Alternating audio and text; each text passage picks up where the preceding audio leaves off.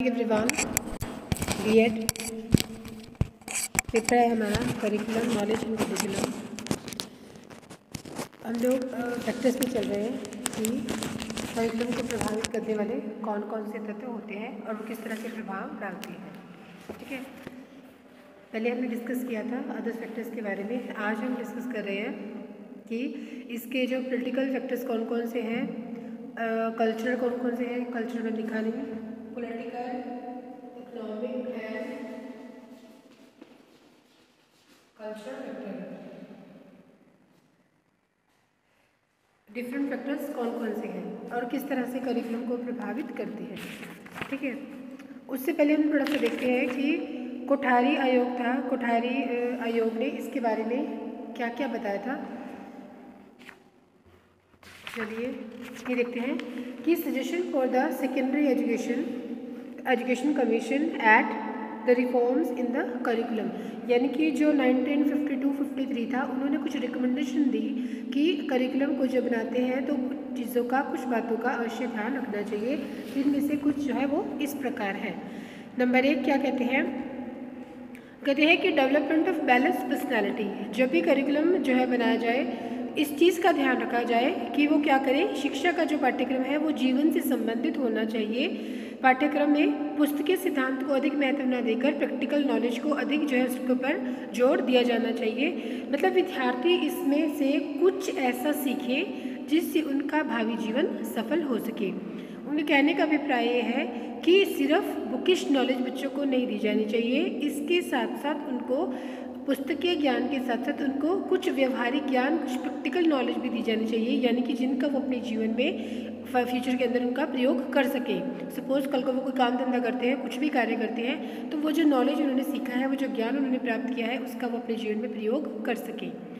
पाठ्यक्रम विद्यार्थियों को व्यापक अनुभव होना चाहिए, विद्यार्थियों से व्यापक अनुभव उनका होना चाहिए ताकि वे अपने जीवन की सभी समस्याओं के बारे में सोच समझकर निर्णय ले सकें।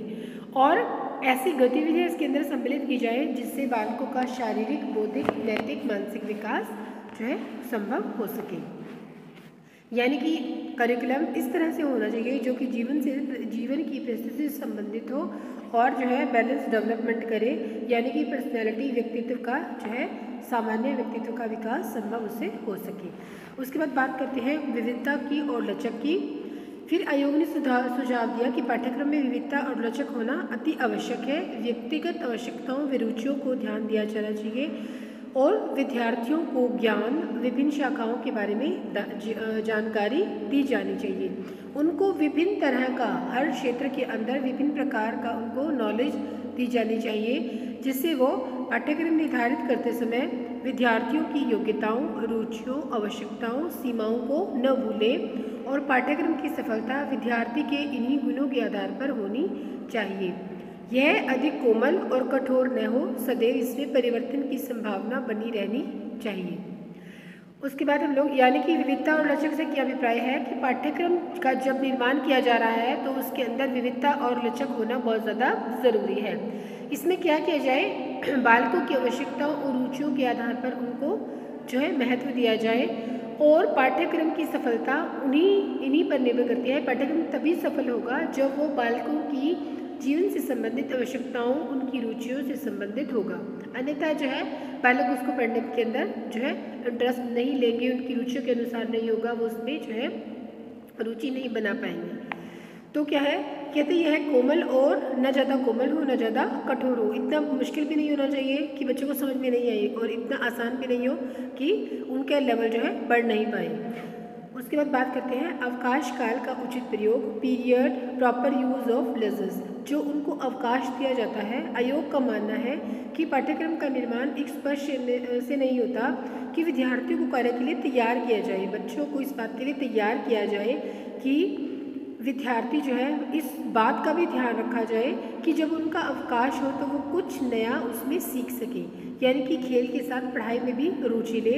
समाज सेवा के अंदर भी पाठ्यक्रम को महत्वपूर्ण स्थान दिया जाना चाहिए, यानी कि जो भी खाली समय है उसका बेस्ट यूटिलाइजेशन हो सके। उसके बाद बात करते हैं फिर इससे क्या हो, विद्यार्थियों का बौद्धिक विकास हो, उनकी रुचियों का विकास हो और विद्यार्थियों जो है अपने भावी जीवन की तैयारी कर सकें। इस प्रकार से क्या होगा कि जो खाली समय है उसका भी उचित प्रयोग हो जाएगा और बच्चे जो है कुछ नया सीख पाएंगे। उसके बाद है रिलेटेड टू सोसाइटी। मनुष्य जो है वो क्या है, एक सामाजिक प्राणी है और समाज में रहकर वो कई भूमिकाओं को अदा करता है। इस और समाज विद्यार्थी जीवन का समाज के साथ सीधा संबंध और प्रत्यक्ष संबंध है। स्कूल स्तर पर उनको समाज में रहने की योग्य बनाया जाता है। अतः शिक्षा का पाठ्यक्रम सामाजिक जीवन के निकट होना चाहिए।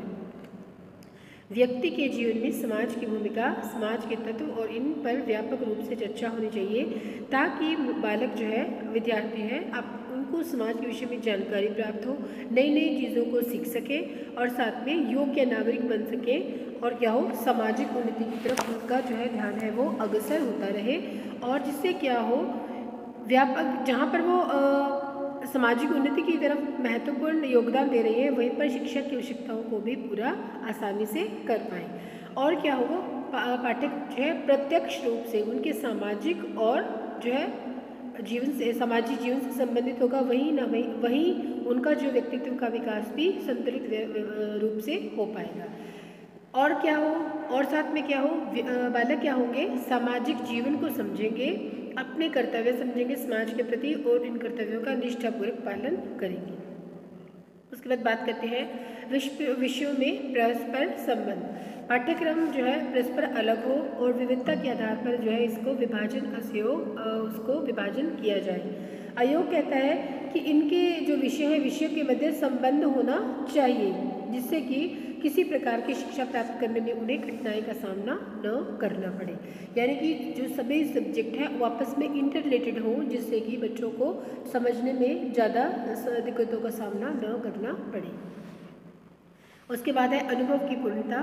पाठ्यक्रम में अनुभव की पूर्णता सम्मिलित होनी चाहिए, यानी कि जो सिलेबस बच्चों को पढ़ाया जा रहा है वो उनके लाइफ में जो भी उन्हें अनुभव होते हैं या भविष्य में जो अनुभव होने वाले हैं उनसे संबंधित हो। जब उनसे संबंधित होगा तो वो अच्छे से स्थिति के अनुसार अपने आप को कोरिलेट कर पाएंगे, अपने आप को उस स्थिति के साथ जोड़ पाएंगे और चीज़ों को समझ पाएंगे और जीवन के प्रत्येक पक्ष को स्पर्श करना उनके लिए बहुत ही आसान हो जाएगा और इससे क्या होगा, विद्यार्थियों का उचित विकास जो है वो संभव हो पाएगा।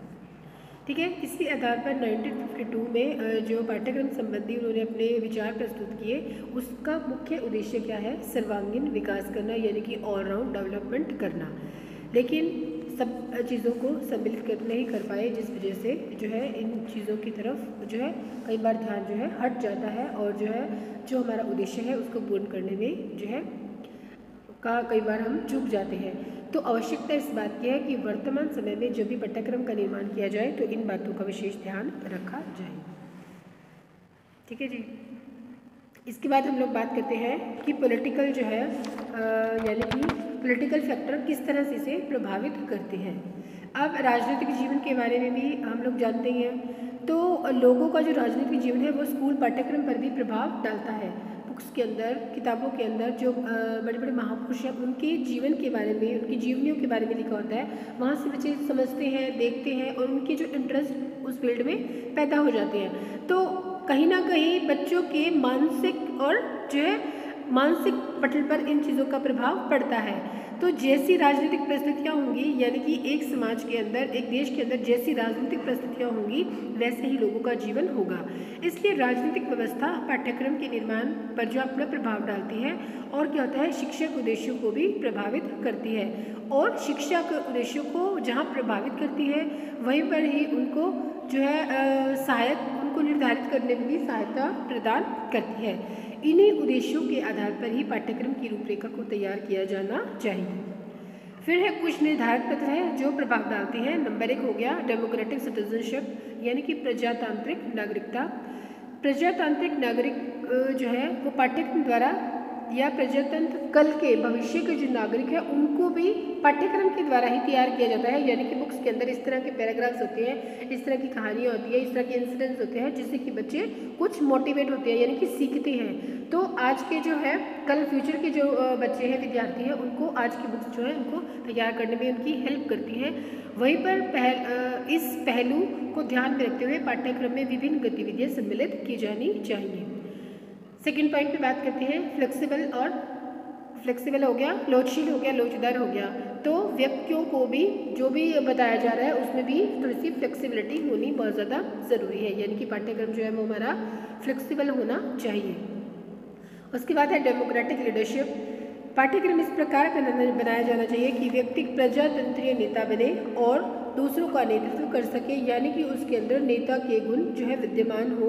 वो समझे कि एक अच्छे नेता के अंदर या एक अच्छे नागरिक के अंदर किस तरह के गुण होने चाहिए और उनको धारण करे और भविष्य में उसके अकॉर्डिंग उस पथ पर ही वो चले। तो यानी कि उसको खुद को भी सम्मान मिले और दूसरों को भी सम्मान की नज़र से देखे।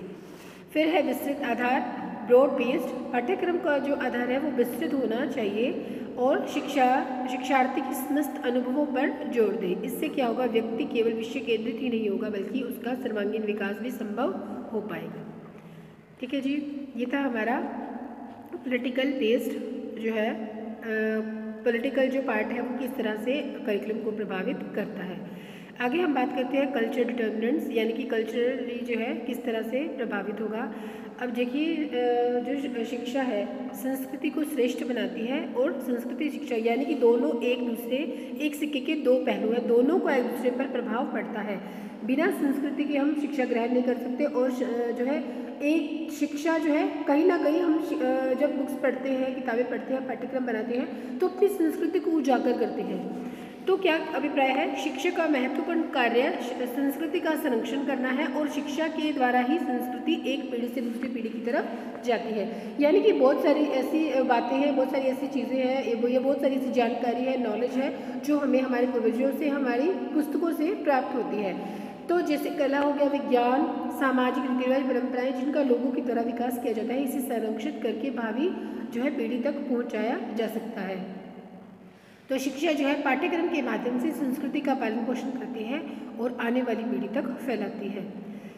अब है संस्कृति और शिक्षा के उद्देश्य। संस्कृति और शिक्षा के क्या उद्देश्य हैं? उद्देश्य निर्धारण करने में सहायता प्रदान करती है और शिक्षा प्रक्रिया को निरंतर चलाने के लिए उसको सहायता देती है। यह पाठ्य पुस्तकों के विषय में जो है अच्छी किताबों और पाठ्यक्रम को तैयार करने में हेल्प करती है, महत्वपूर्ण भूमिका अदा करती है। वैसे ही शिक्षा के उद्देश्य संस्कृति से जुड़े होते हैं। शिक्षा जहाँ तक संभव हो सके हस्तांतरित की जानी चाहिए। फिर अध्यापक की बात करते हैं, कल्चर एंड टीचर्स। विद्यार्थी का भविष्य जो है अध्यापक के हाथ में होता है। एक अच्छा सांस्कृतिक मूल्यों के द्वारा वह विद्यार्थियों के जीवन की दिशा को बदल देता है या उन्हें अच्छा बनाने में उनकी सहायता करता है। फिर है कल्चर और अनुशासन। सांस्कृतिक मूल्य और अनुशासन अंततः आपस में एक दूसरे के साथ संबंध है। अच्छा अनुशासन अच्छी संस्कृति को प्रतिबिंबित करता है। तो इस प्रकार हम देखते हैं कि जो संस्कृति है वो महत्वपूर्ण भूमिका अदा करती है शिक्षा की प्रक्रिया में। ठीक है जी, नेक्स्ट पॉइंट है हमारा जो है इकोनॉमिक डिटर्मिनेंट्स ऑफ करिकुलम। अब किसी भी कार्यक्रम की सफलता के लिए असफलता के लिए अर्थव्यवस्था का अच्छा होना बहुत ज़्यादा ज़रूरी है, यानी कि अर्थव्यवस्था उसके अंदर महत्वपूर्ण भूमिका अदा करती है। और धन के अभाव में कभी भी हम शिक्षा जो है प्राप्त नहीं कर पाते, तो वास्तव में एक लिमिट में हमें शिक्षा पर भी खर्चा करना ज़रूरी हो जाता है। और शिक्षा का अंतिम लक्ष्य क्या है? मानव जीवन का उद्देश्य है। मानव जीवन अपना सर्वांगीण विकास कर सके और अपने जीवन को श्रेष्ठ बना सके और मनुष्य एक श्रेष्ठ मानव बन सके। तो इसके लिए अर्थव्यवस्था और पाठ्यक्रम के बारे में देखते हैं। अर्थव्यवस्था जितनी मजबूत होगी स्कूली व्यवस्था उतनी ही अच्छी होगी। अच्छी आर्थिक स्थिति में अच्छे स्कूलों का निर्माण किया जाएगा। जहाँ अच्छे स्कूल होंगे वहाँ अच्छी पुस्तकें चाहिए, अध्यापक चाहिए, सारा मटेरियल चाहिए, बिल्डिंग चाहिए, सब कुछ जो है भवन सुविधाएं सब कुछ भौतिक और अभौतिक जितने भी मटेरियल थिंग्स हैं, नॉन मटेरियल थिंग्स हैं, तभी हमें मिल पाएंगे जब हमारी इकोनॉमी स्ट्रॉन्ग होगी या हमारी बैकबोन स्ट्रॉन्ग होगी। तो अच्छी अर्थव्यवस्था तभी संभव है जब समय की मांग अच्छी अर्थव्यवस्था को जो है दर्शाती है। वहीं पर बच्चों की अच्छी शिक्षा का प्रचार और प्रसार किया जा सकता है। आधुनिक विद्यालय में सभी प्रकार की पाठ्य जो है क्रियाएं आवश्यक है। वहीं पर कोकुलर एक्टिविटीज़ हो, चाहे बुक्स हो, बिल्डिंग्स हो, मटेरियल्स हो, कुछ भी हो, सभी के लिए अर्थव्यवस्था का यानी कि पैसे का होना, धन का होना बहुत ज़्यादा आवश्यक है। अगर हमारी अर्थव्यवस्था स्ट्रॉन्ग है तो वो कुछ पार्ट उसको जो है एसेंशियल पार्ट जितना भी है एसेंशियल पार्ट जो है एजुकेशन के ऊपर खर्च करना चाहिए, ताकि जो है अच्छे जो है ह्यूमन बींग्स का और जिनकी पर्सनैलिटी जो डेवलपमेंट है इस तरफ ध्यान दिया जा सके, अच्छे ह्यूमन बींग्स को बनाया जा सके, उनका निर्माण किया जा सके और जहाँ उनके अच्छे विचार होंगे वहीं पर ही देश समाज उन्नति करेगा। तो इस तरह से हम देखते हैं कि सभी तत्व हैं जो कि पाठ्यक्रम को बनाने में उसकी हेल्प करते हैं, उसको प्रभावित करते हैं। इन सब तत्वों का ध्यान रखना बहुत ज़्यादा आवश्यक हो जाता है। ठीक है जी, धन्यवाद।